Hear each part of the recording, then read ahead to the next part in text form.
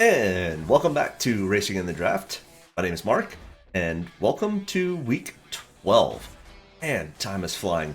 We are now, after this weekend, will be a third of the way through the 2022 season.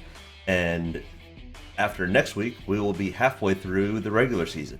Man, time is flying, and they have not stopped or taken a break yet for us to catch our breath. But either way, it's been a great season so far, and I've really enjoyed it. Hope you have too, and thanks for joining me on my weekly videos about NASCAR, DraftKings, and setting up lineups. As always, this is the pre-qualifying, pre-practice breakdown of the track, drivers, and all the stuff for this weekend for the Cup Series. And this week we head to Darlington for Throwback Weekend. Great paint schemes, great times. It's a lot of fun. The drivers enjoy it. The fans love it. So it should be really exciting to watch. And with this next-gen car at Darlington, it's going to probably be interesting. So let's kind of get into what happened last week at Dover, which ended up being pretty exciting. The end of it kind of got a little melodramatic, but either way, as you can see, Chase Elliott finally knocked off his first win of the 2022 season, and that now makes 4 of the 4 Hendrick drivers all qualified for the playoffs, and all 4 now have wins. Chevy is definitely dominant this year, so let's take a look at the points and optimal lineups from Dover. As expected, I knew we needed at least 2 dominators. I was not expecting the 3rd dominator. And typically there's not enough money to go for 3 dominators, but they were able to fit 3 dominators in this week.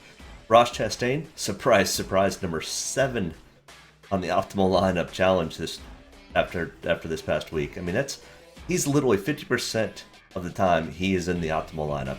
If that's not telling, I think maybe we probably need to run Ross Chastain a lot more than I do. But either way, Kyle Busch, Chase Elliott. Look at there. Eric Jones, Christopher Bell, Cole Custer. Christopher Bell definitely cost me, and so did Kyle. I just didn't think Toyota was going to be as good as it was at Dover. But, that's part of doing lineups and setting things up. Sometimes you get some surprises. I mean, Kyle Busch really shouldn't be a surprise, but he kind of was. I didn't think Toyota was going to have anything for him. But they ended up having a pretty good day. I mean, even Denny Hamlin, Denny Hamlin's luck just continued to be bad, really bad. Wheels coming off and just being in the wrong spot at the wrong time. But that's been the 2022 season for Denny Hamlin, and that's why I completely avoided him. So I got that one right. I completely missed the Christopher Bell one, though. I faded and almost went 0 ownership on Christopher Bell and Kyle Busch, and that both cost me. But the other 4 drivers I did expect to run pretty well, and they did. But we had 3 dominators, 3 place differentials. 2 guys were value picks, and 2 guys finished in the top 5. No, 3 guys finished in the top 5. I miswrote that. So 3 guys finished in the top 5. So after 11 races, as I said earlier, Ross Chastain with 7 optimal lineups so far this year, and Chase Elliott and Eric Jones nipping at his heels with 5 each. And as you can take a look at the rest of them, I don't expect much different this weekend. But let's kind of get into the breakdown of the Goodyear 400 from Darlington, South Carolina. As you can see, last fall's winner, Denny Hamlin, who was having a much better luck last year than this year, followed up in second place with Kyle Larson, last year's Cup champion. So let's get into the breakdown of the track. We are at Darlington, as I said earlier, for the Goodyear 400. This is, once again, a steep, high tire wear, intermediate track. Almost, I wouldn't say almost, it's a lot like last week, but not on concrete. And the banking's still pretty steep. The tire wear is significant. So the track length is 1.33 miles. 25 degrees in turns 1 and 2, and 23 degrees in turns 3 and 4. The race length is mileage-wise not any shorter, but lap-wise 293. So we're 107 laps less than last week. But that still won't change the fact that we need to find at least 1 or 2 dominators for this week. We'll need to find probably 2 to 3 guys that are going to finish top 5/top 10, and then probably 2 to 3 place differential guys. But we really won't know the place differential guys until they do qualifying tomorrow.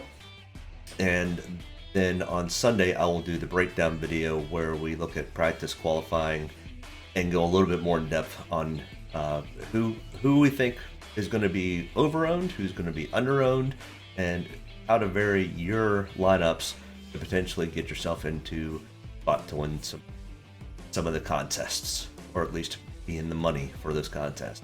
Either way, Dominator total points of 205.10 coming from laps led of 73.25 and fast laps of 131.85. All right, let's take a look at our track comparisons, and just like last week, Darlington being kind of an unusual track with the banking, the high tire wear, the length, and all that, we are going to use very similar tracks, actually the same tracks as we did last week when we compared to Dover. So Dover, Darlington, Miami Homestead, and Bristol.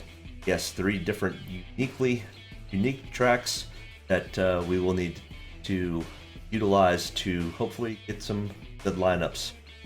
All right, so the real reason you guys are showing up, and as you can see, we've got fun paint schemes, throwback paint schemes. So what these guys have done and teams have done is thrown back to some of their favorite paint schemes, or maybe the owner's favorite paint schemes, or favorite driver's paint schemes in the past. And a lot of them are running, I wouldn't say all, but a lot of them are running throwback paint schemes. So Kyle Larson, $11,000.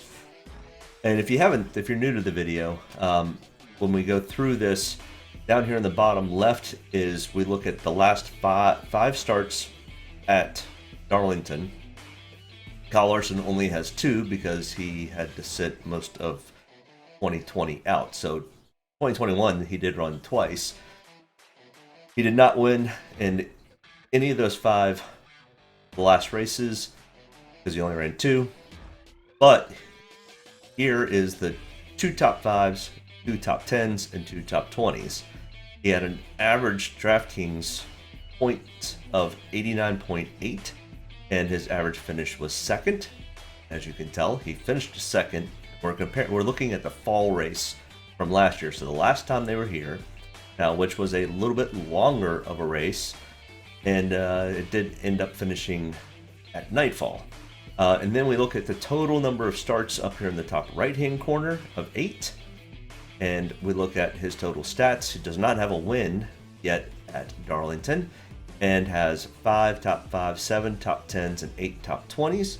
And over here to the top left is pre-qualifying ranking system, or power ranking, or whatever you want to call it. Kind of taking all the information that I can compile, putting it all together, and Kyle Larson comes up first. Now that will potentially completely change depending on qualifying. He's starting, Kyle Larson's so good here, probably isn't going to change a whole lot from first, but if you were to qualify 25th, he's definitely probably going to be a shoo-in for a place differential, which will help boost his ranking when we do the after qualifying video. But if he happens to finish first, I think Kyle Larson would be good enough to take from the pole. Most of the times I sway away from that, but Kyle Larson is really good here at Darlington, so I would still probably have a decent ownership. But that's kind of how this power ranking or ranking system kind of goes. So $11,000 for Kyle Larson. I'm not going to go into that with the rest of them. We're just going to cruise right through the rest of these guys and take a look at some of their paint schemes, their pricing, and some of their stats from previous races. All right, next in line here, Chase Elliott, 10,600, second on the power ranking. No wins in the last 5. In fact, he has not gotten a win here at Darlington, but does have 1 top 5, 2 top 10s, 3 top 20s in the last 5 starts, the 33.9 DraftKings average, and a 20.0 average finish. He has raced 10 times at Darlington and finished 31st in the fall race last year. And out of his 10 total starts, he does not have a win, 2 top 5s, 4 top 10s, and 7 top 20s. Martin Truex Jr., 10,500, has his power ranking is going to be 3 for this week, pre-qualifying. Martin does have 1 win in the last 5 starts here at Darlington, along with 2 top 5s, 4 top 10s, 4 top 20s, an 84.0 DraftKings average, and an 8.6 average finish. He finished 4th in the fall race last year, and he has raced 19 total times here at Darlington with 2 wins, 4 top 5s, 8 top 10s, and 16 top 20s. All right, next in line here, Denny Hamlin, 10,300, power ranking is 10th. And just remember that the power ranking also takes into account the last 10 races of the current stretch that they're on. So the last 10 races of this next gen car does get weighed into the power ranking, and Denny Hamlin has had a really tough go at it this year so far, which is dragging his ranking down. But the saving grace is he's really good here at Darlington. So if he can just have a little bit of decent luck, then he could end up having a day. But with that being said, in the last 5 starts here at Darlington, he's got 2 wins, 2 top 5s, 4 top 10s, and 5 top 20s, a 63.5 DraftKings average, and a 5th place average finish. He did win the fall race last year, and out of his 19 total starts here at Darlington, he's got 4 wins, 11 top 5s, 15 top 20s, and 18. He's only finished outside the top 20 once here at Darlington. So, Denny's luck can somehow improve. Denny Hamlin might be somebody to watch this weekend. But I'm telling you, Toyota is struggling, and Denny is struggling even more. All right, next in line here, William Byron, somebody who is having actually a really good year so far this year with 2 wins already. 10,100 for William, 8th on the power ranking. And in the last 5 starts here at Darlington, he has no wins, but 2 top 5s, 2 top 10s, 3 top 20s, a 27.3 DraftKings average, and an 18th place average finish. He did finish 34th here in the fall race last year. 7 total starts for Willie B, with 2 top 5s, 2 top 10s, and 3 top 20s. Okay, next grouping here and next in line, Kyle Busch. Love that throwback M&M's car, looking good. Kyle Busch is 9,900, 5th on the ranking system. And at Darlington, in the last 5 starts, he does not have a win, but has 2 top 5s, 3 top 10s, 3 top 20s, a 35.0 DraftKings average, and a 14.6 average finish. Kyle Busch finished 35th here in the fall race last year. Has a total of 20 starts here at Darlington. Does have 1 win, 7 top 5s, 13 top 10s, and 15 out of 20 top 20s. Next in line, Ross Chastain. Man, he is having a career year so far. Wow, Ross, keep it going. 9,700, 4th on the power ranking. And in the last 5 starts here at Darlington, he has no wins, but 1 top 5, 1 top 10, 2 top 20s, at 45.1 DraftKings average, 15.7 average finish.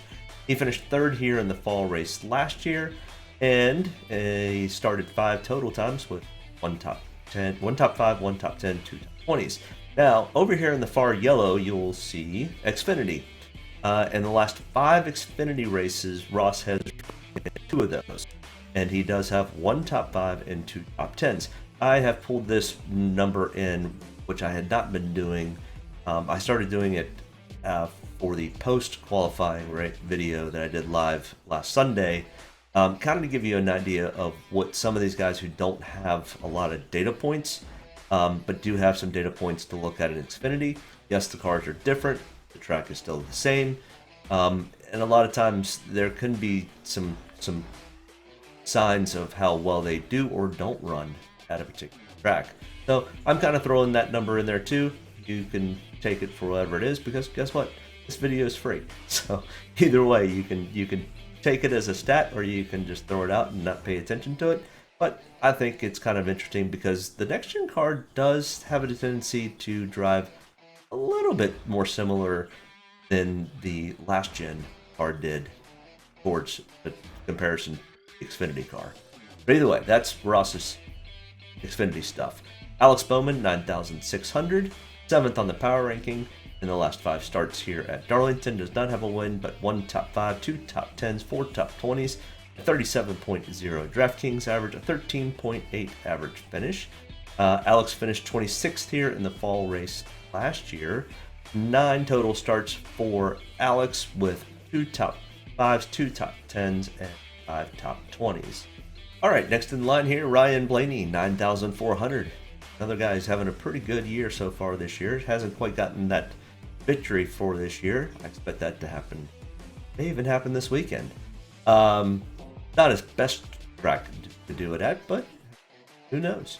Ryan Blaney, 9,400, 9th on the power ranking, and in the last 5 races here at Darlington, he has 1 top 10 and 2 top 20s, a 16.8 DraftKings average, and an 18.2 average finish. Not great stats. Finished 22nd here in the fall race last year. 10 total starts here, no top 5s, 1 top 10, and 6 top 20s. Pretty big uphill climb for Ryan Blaney, so see how he does in practice and qualifying. Joey Logano, 9,200, 11 on the power ranking, and in the last 5 starts here, does not have a win, but 1 top 5, 3 top 10s, and 5 top 20s, a 35.6 DraftKings average, and a 9.6 average finish. He finished 8th here in the fall race last year. 16 total starts for Joey, and does not have a win yet here, but does have 4 top 5s, 7 top 10s, and 13 top 20s. Tyler Reddick, all right, 12th on the power ranking, but that is being kind of drawn down a little bit because of some of his finishes this year, but he has been running really, really well. I expect Tyler to run this track extremely well. I would actually put him higher in the ranking system, but I try not to play with the numbers because I want to make sure I'm giving you as many of the correct facts. Now, on the Sunday episode, I do kind of put some of my feelings into it, but I do let you know when I have done that. You know, like last week, I just did not have a good feeling about Christopher Bell, and my feelings were absolutely wrong. So, once again, take it for what it is. It's free advice and free information.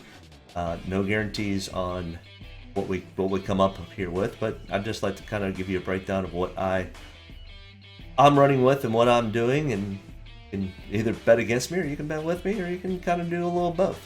But either way, Tyler Reddick, the last 5 starts here, only has 1 top 10, 4 top 20s, a 35.6 DraftKings average, and a 14.6 average finish. He finished 18th here in the fall race last year, and he's only started here 5 times, so those stats say the same, but he has run 2 out of the last 5 Xfinity races with 1 top 5 and 2 top 10s. Kevin Harvick, 8,806 on our power ranking. And in the last 5 races here at Darlington, he does have 2 wins, 4 top 5s, 5 top 10s, 5 top 20s, 68.2 DraftKings average, and a 3.2 average finish. Kevin's pretty good here at this track. Kevin's had a little bit of a rough year start to this year, but maybe things can come around for Kevin this weekend. 28 total starts here at Darlington with 2 wins, 12 top 5, 17 top 10s, and 23 out of 28 top 20s. Austin Dillon, 8,500, 18th on the power ranking. Does have 1 top 5, 2 top 10s, and 5 top 20s out of the last 5 races here at Darlington. A 30.1 DraftKings average and 11.8 average finish. He finished 10th here in the fall race last year. 11 total starts for Austin, and has 2 top 5s, 4 top 10s, and 9 top 20s. All right, next in line here, we've got Christopher Bell, 8,317th on the power ranking. Bell's actually starting to have a better year than he started the year at. So we'll have to take a real good look at Christopher Bell because he snuck up and bit me last week. 17th on the power ranking, and in the last 5 starts here at Darlington, only has 3 top 20s, a 29.4 DraftKings average, and a 20.6 average finish. He finished 20th here in the fall race last year. and 5 total starts. Stats hadn't changed, and does have 1 Xfinity start in the last 5, where he did finish 5th. Chase Briscoe, 8,114th on the power ranking, and in the last, I didn't list it here, but he's only started here twice. So the 2 races last year where he finished in the top 20 both times, but couldn't get into the top 10. A 28.0 DraftKings average and a 15th place average finish. He finished 19th here in the fall race. And does have 3 Xfinity starts out of the last 5 Xfinity starts, where he has 1 win, 1 top 5, 2 top 10s, and 3 top 20s. Chase Briscoe may be somebody to kind of keep an eye on here. He's having a pretty good year to start the year also. Brad Keselowski, 7,916th on the power ranking for this week. 1 top 5, 2 top 10s, 4 top 20s, a 30.9 DraftKings average, and 11.8 average finish out of his last 5 starts here at Darlington. He finished 7th here in the fall race last year.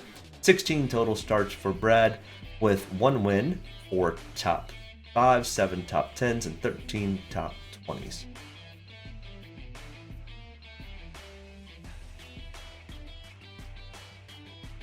All right, next in line here, we've got Daniel Suarez, 7,823rd on the power ranking, and in the last 5 starts here at Darlington, only has 1 top 20, 20.8 DraftKings average, a 22.6 average finish. Finished 13th in the fall race here last year. 8 total starts to his record with only 2 top 20s. Don't think Daniel runs this track very well.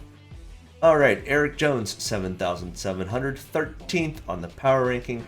This is actually a really good track for Eric, and he's having quietly a really, really good year. Maybe somebody to keep an eye on. Eric Jones has 2 top 5s, 3 top 10s, and 4 top 20s, 46.5 DraftKings average, and a 13.4 average finish. He finished 32nd here in the fall race last year, but 8 total starts here at Darlington, and does have a win, 4 top 5s, 6 top 10s, and 7 top 20s.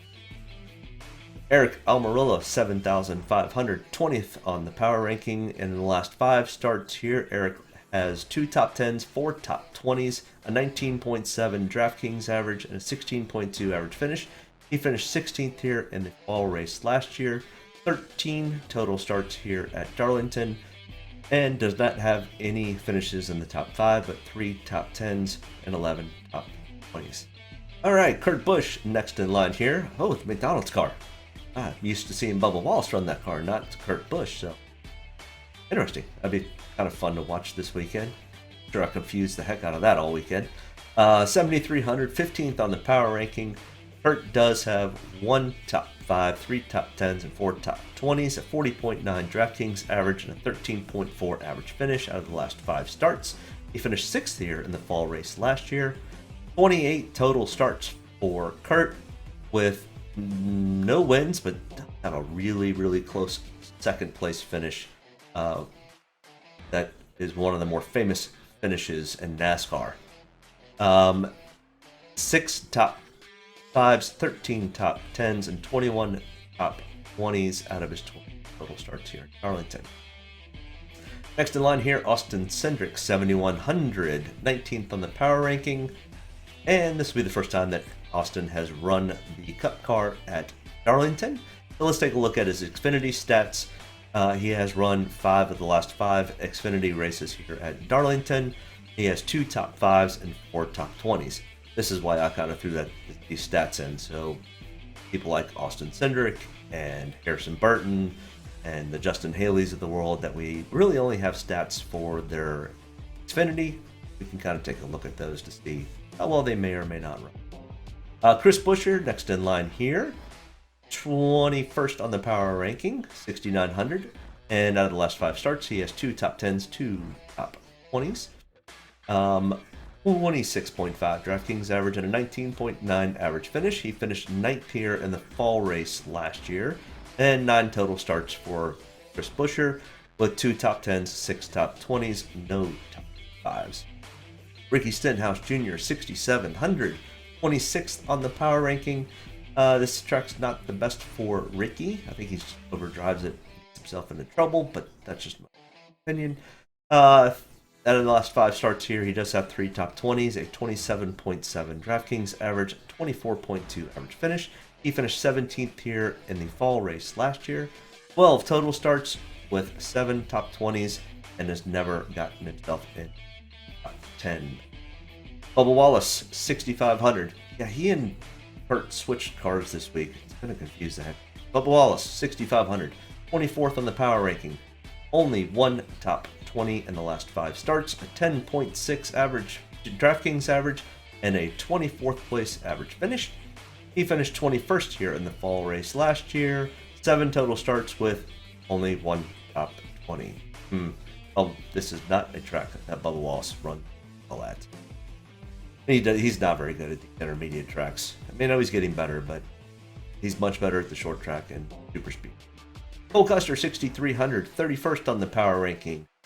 In the last 5 starts at Darlington, he has 2 top 20s, a 12.1 DraftKings average, a 22.4 average finish. He finished 11th here in the fall race last year. The stats don't change, but we do have 1 Xfinity start where he did finish 2nd. Alright, next in line here, we've got Daniel Hemrick, 6,100. And we don't have very many stats for Daniel. He did run a race longer than 5 years ago. So he does have 1 start in the Cup Series, but 27th on the power ranking. And his Xfinity starts, he does have 4 with 1 top 5 and top 20s. Next in line here, Justin Haley, 5,900, does have 2 starts in the last 5. That's only 2 starts in the Cup Series for Justin Haley. No top 20s, an 18.4 DraftKings average, and a 26.5 average finish. He is driving a much better car than driving last year, so that hopefully should improve. And in the Xfinity Series, he has 5 starts with 1 top 5, 2 top 10s, and 5 top 20s, and a 22nd power ranking. Harrison Burton, 5,700, 30th on the power ranking. Just like the last 2, no stats in the Cup Series, but does have 4 starts in the Xfinity Series with 1 top 5, 3 top 10s, and 4 top 20s for Harrison. Michael McDowell, 5,500, 31st on the power ranking. We do have lots of stats for Michael, and they don't look very good. In the last 5 finishes here at Darlington, he has 2 top 20s, a 15.4 DraftKings average, and a 24.0 average finish. He finished 37th here in the fall race last year, and out of the 12 total times that he has started, he is only in the top 24 times. Todd Gilliland, no stats and no Xfinity stats because he was a truck driver last year. So 29th on the power ranking. We'll just have to see how he practices and qualifies, and I'm sure that power ranking will change dramatically. All right, next in line here, Ty Dillon, 5,100, 25th on the power ranking. In the last 5 races here at Darlington, he has started 3 of those and has 2 top 20s, a 15.5 DraftKings average, and a 21.7 average finish. He did not race in the fall race last year. 7 total starts to Ty Dillon's resume, where he's got 4 top 20s. Landon Castle, $5,000, 28th on the power ranking, and does not have any starts in the Cup Series in the last 5 races, but does have 8 total starts to his record with 1 top 20 and 4 total Xfinity starts with 3 top 20s. I put 200. I was like, top 200s. No, 3 top 20s. 1 too many zeros. Right, Corey LaJoie, 4,900. 33rd on the power ranking, and in the last 5 starts here at Darlington, he has 1 top 20, a 16.5 DraftKings average, a 25.8 average finish. Finished 15th here in the fall race last year. Pretty good finish for Corey. 8 total starts. That would be his best finish. 8 total starts at Darlington with 1 top 20. JJ Yaley, 4,700, 34th on the power ranking, and in the last 4 out of the 5 starts at Darlington, he does not have any top 20s, a 19.7 DraftKings average, a 28.8 average finish. He did not race the fall race here last year, and only has 1 top 20 out of his 13 total attempts at Darlington. BJ McLeod, 4,600, 3 out of the last 5 races he has started with a 10.3 DraftKings average, a 32.7 average finish. Finished 27th here in the fall race last year, and has 5 Xfinity starts in the last 5 races with 3 top 20s. He kind of knows how to get around here, just never has decent equipment. Cody Ware, same situation here. 2 starts, no top 20s, 1.1. 1.1 DraftKings average, a 33.5 average finish. Finished 33rd here in the fall race last year. All right, let's jump down and get into our optimal lineups from last year's races at Darlington. The fall race, which was the longer of the 2 races, 367 laps, so lots of Dominator points. We did have 2 Dominators pretty much split up between Kyle Larson and Denny Hamlin, where they both finished 1-2. Ross Chastain with a 3rd place finish was a place differential. Chris Buescher and Corey LaJoie, both place differentials, and Kurt Busch keeping himself in the top 10 would be a finishing. But we had $100 left over in that optimal lineup. Let's look at the spring race, which is a little bit better in comparison this year. 293 laps. We had 1 Dominator, Martin Truex Jr., who led 248 of the 293. That's a Dominator. That's dominating a race. 2 place differential guys, 3 value picks, and 2 guys finished top 5 with $400 left over. All right, and the 2020 season, we had 3 races, but the most recent 2 would be the fall race of 2020. We had 367 laps, and look at there, Martin Truex Jr. dominating again with 196 laps led. Eric Jones coming up to finish 4th. Kevin Harvick finishing 1st. What's funny is Martin Truex Jr. led 196 laps and then finished 1st.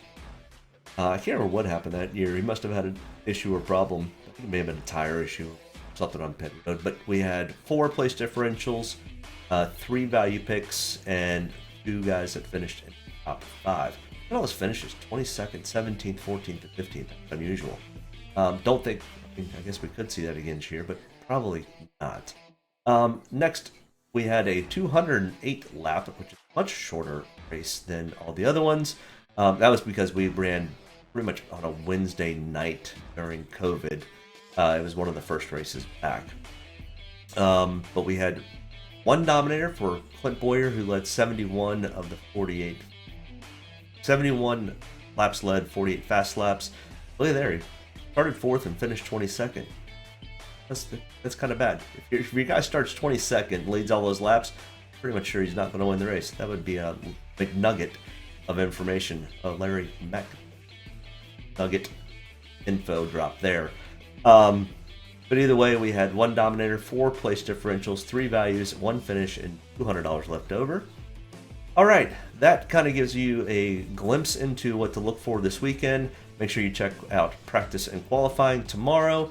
I'll be back Sunday morning, noon-ish, to break down qualifying, practice, and who I potentially think I will be taking and who you can take or not take. You can bet against me or not bet against me. I mean, hey, it should have bet against me last weekend because that was about the worst I've had yet. But we rebound, we come back, we do it again. Hey, have a great weekend. Hopefully they get all the qualifying and practices in this weekend. There are lots of storms. I'm under a tornado watch currently, so keep an eye on the sky. But either way, have a great weekend. Enjoy yourselves. Happy Mother's Day to all the mothers out there. Make sure you hit that like and subscribe button and come back and check us out on Sunday. Have a great weekend. See you Sunday. Get a good deep breath. Get ready to roll here. Only about one thing tonight. Yeah. So got to be around the end to do that. Get ready to roll tonight, boys. Let's go have some fun. Don't get me any more fired up than I already am. All the way to the checkered. You're fine. Nobody's got to run. Checker time, baby! Hey, oh yeah. Proud of you there, Matt. Good job, pal. Thanks, man. Good job all day. Great work, my man. Great work. Keep putting yourself in position. We'll win our share, right? We got one back today, brother. Good job. Great job, guys. Excellent work, my man. Excellent work. Thank you. Man, that's awesome. Set out with a goal, we got it here, bud. Thank you very much. Really proud of you, man. Drove your butt off tonight. We had the fastest car here, bud. Probably killed our deal there. Just feel like I gave one away. Yeah, boys! Way to rebound! Great job! Great job, bud. Really good job. Appreciate you hanging in there with us all weekend. What a weekend. Good job. Thank you.